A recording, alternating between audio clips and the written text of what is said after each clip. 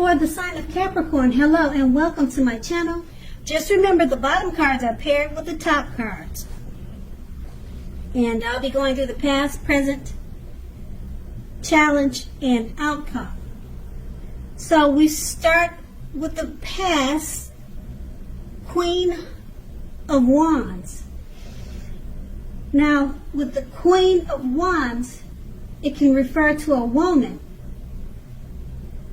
Now, this woman, she will have or would have had a lot of energy. Usually she's an Aries, Leo, Sagittarius. So that could have been who you were dealing with.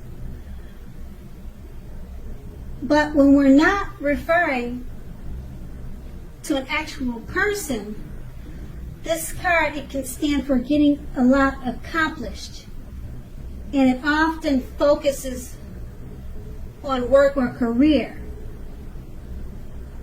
So the Queen is a positive, uplifting energy. Now, when it does stand for a female, a woman in your life, she's a good friend. She's 100% on your side, even though she may seem a bit self-absorbed. So if you were trying to conceive in the past, and this card is showing up now, it's meaning that it's one of the most positive signs that there can be. So if you're trying to conceive maybe 3 months ago or 2 months ago, it's a positive sign that it can happen. And this card is paired with the Two of Wands. Now, with the Two of Wands, it would have been important for you to keep your balance in every way that you could have in the past. Now, it would have been even to the point of mundane, boring things. Boring things like eating the right foods, getting enough rest. Now, the Two of Wands, it often indicates a partnership with another person. Now, this can be, or it could have been a business, or personal, or both. The Two of Wands, it reminds us to stay mindful of the give and take that's required for successful relationships. So, in the past, if you were feeling out of balance, you should have known, or you should have realized that things were about to get substantially better. You needed to keep your eyes on the prize that you were looking for, metaphorically, and remain or try to become positive. Now that's the past. Now we move on to the present. We have the Nine of Wands. Now this can indicate anxiety and worry, being burdened and keyed up over concerns. The first and the best step is to try to take action such as deep breathing and calming down. So don't let the things that you're worried about overwhelm you. Take it one day at a time, 1 hour at a time, if that's what you feel you need to do. Now, at least some of the worries will very likely turn out to be imaginary, just all in your head. So try to get specific on what you're afraid of and pick it apart. Because if you think about it, what is the true likelihood of the worry actually happening? So comfort yourself and If you need help, don't hesitate to ask for it. Asking for help is the mark of a strong person. And we have this card paired with the Page of Wands. Now, with the Page of Wands, people are usually warm, ambitious, high achievers. If you're not dealing with an actual person, the Page of Wands can indicate the energy of distraction. So try to stay focused. Now this card indicates that things that you started some time ago, they're trying to come to life. They're trying to come to fruition. And it can also show a need for a few things, such as new adventures, new approaches, and new ideas. Now the page brings us positive energy. But we have to remember, we have to supply the follow-up. So with these two cards paired together, the Nine of Wands is about anxiety and worry. You're keyed up over certain matters, certain concerns, and it's more than likely all in your head, imaginary. You can see by looking at the picture that's on the card. But being that it's paired with a Page of Wands, I would say it's imaginary too, because like I said, it's paired with the Page of Wands, and it's letting you know that things that you're trying to do previously, they're all coming to life. They're coming to fruition. They're happening for you. New adventures also, new things, your new approaches and new ideals, they're all coming to life. So the Page of Wands is letting you know that the Nine of Wands, the anxiety that you're experiencing, is definitely all for nothing. It's all in your head because, like I said, the Page of Wands, it lets you know that you were worrying for nothing and everything is happening for you in a great way.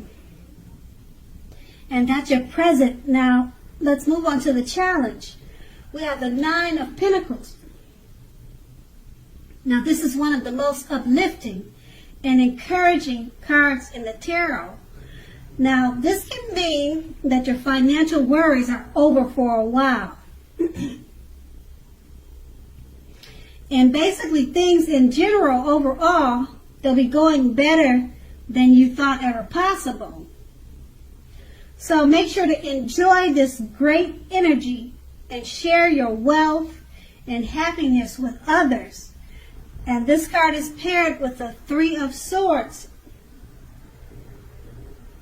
Now, you could be feeling a little sad or blue because with this card coming up in a reading, it's an element of sorrow that is undeniable. But what lies on the other side of any type of sorrow or sorrow or sadness, it can be enhanced understanding and joy. That's what's on the other side of any sadness that you might be feeling now. So make sure to allow yourself to fully experience any sorrow or sadness that may come up now, so that you can move beyond it. Overall, this card can point to very deep emotional issues that must be addressed before you can move forward. So if you deny the pain, it won't make it go away. So you need to allow yourself to experience it, but don't wallow in it. You don't and you should not wallow in grief or sorrow for long periods of time. However, only you can decide how long is long enough, and others won't be able to decide that for you. Others will not be able to decide that for you. So with these two cards paired together, the Nine of Pentacles, you'll be feeling very uplifted and encouraged. Your financial worries, they're gone for some time. But for some reason, with the Three of Swords, you'll be having some type of, you may be experiencing some type of sorrow or sadness that may come across you at this time, even though your finances are great, and you have a lot that's uplifting you and encouraging you.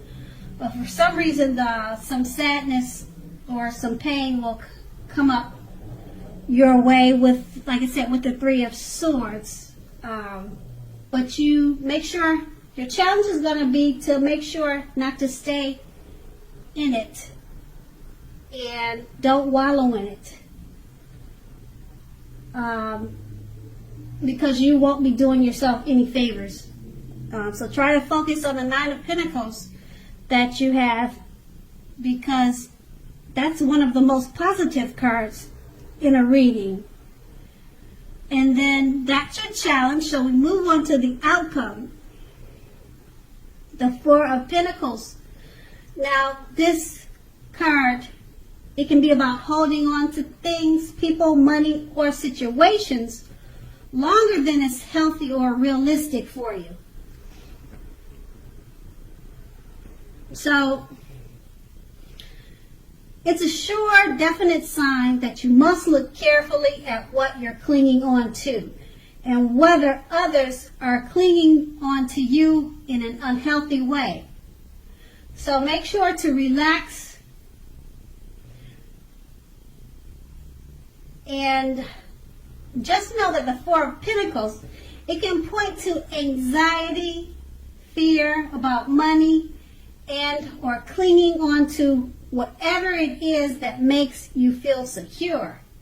So the key here is to try to realize that being anxious and grasping does not bring security. And then we have this card paired with the Six of Swords. Now the Six of Swords is a great time for travel of any kind. It also can indicate movement, a change in where you are inwardly. Now, usually, as you can see in the picture, it's showing a change for the better, whether the context is internal or external. So think about where you want to be. Now, the Six of Swords, it's showing that at least a slight reduction in stress and strain. Now, these things may not be perfect, but they are going to be better than they have been in the recent past. So take this time to get your head above the water and decide where you're going from here. Even a short break or change of scenery will be helpful. This doesn't have to cost a lot of money. So with these two cards paired together, the Four of Pentacles, you're holding on to things too tight. Money, people, situations, you're holding on to them longer than it is healthy and realistic. And it's paired with the Six of Swords. Try to get out, have a great time, do some travel. It will help you relieve you of some stress of grasping, of worrying and holding on too tight. Because you're doing that more than it's healthy and realistic for you. So with the Six of Swords, you just need to get out and travel, even if it's a short trip or just a walk around the park. Try to do that more often to relieve some of your worries, and it would help you not to think about things that you're holding on too tight to. And that's your outcome.